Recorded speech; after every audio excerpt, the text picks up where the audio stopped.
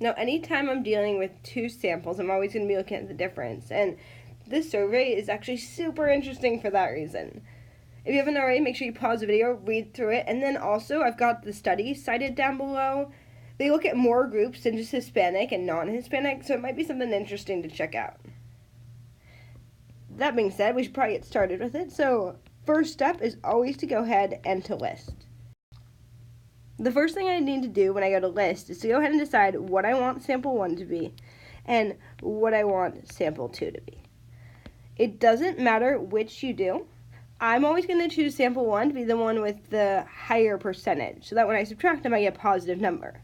So when I look through this, I have white non-Hispanic police officers, 36%. So I'm going to go ahead and make them sample 1. So I'll say this is white, non-Hispanic. I'm going to write that for myself, and then over here I'll write sample 2 is Hispanic. And I'm doing that once again so I can just keep track of it. Okay, I'll go ahead and make the list now. So P1 hat is going to be 0.36. 36% of them had struggled or fought with the suspect.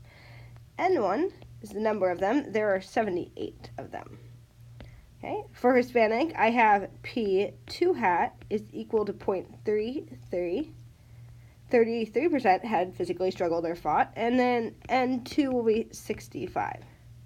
The next step I need to do is go ahead and subtract them to find my difference. And if I take 0.36 minus 0.33, I get 0.03, which tells me, as of right now, there looks like there's a 3% difference between the two groups. Keep in mind, I didn't survey all non-Hispanic officers and all Hispanic officers, so the actual difference is probably not 3%, which is why we're running our confidence interval. Because I want a 95% confidence interval, Z will be 1.96. Step 2, I'm going to go ahead and do my calculation. My calculation is going to be SE.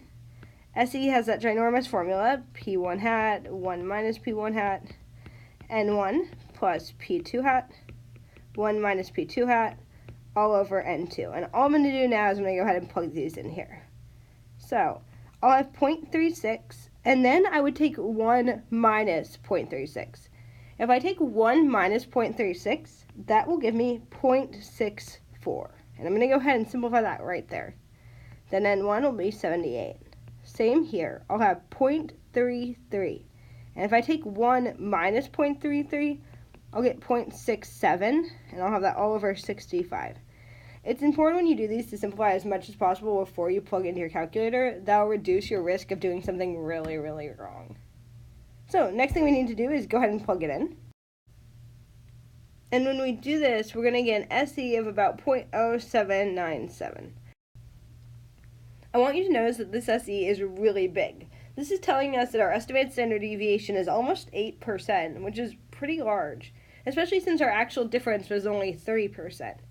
This large SE is coming from the fact that we have really, really small sample sizes. If we wanted to get a better estimate, a more precise estimate, we need to increase the sample size. Now that we've got SE, the next thing we need to do is go ahead and put together our interval.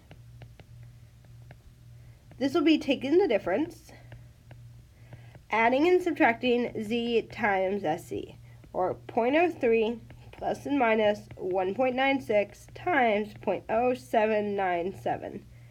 When we do this, our numbers are going to look a little bit funky. I get negative 0.1262 and positive 0.1862.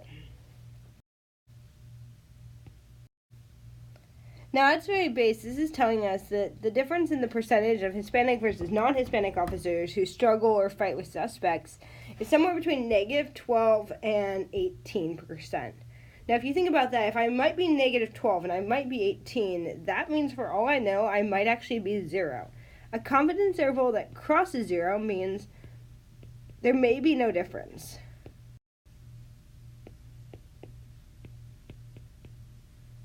And it tells us this because this is the confidence interval for the difference. I took P1 hat minus P2 hat. It was 3%. I ran this to figure out, well, what is the actual difference between all Hispanic and all non-Hispanic officers?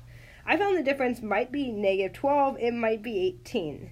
That means, for all I know, there could be absolutely no difference between these two populations. We'll talk about stating in the next video.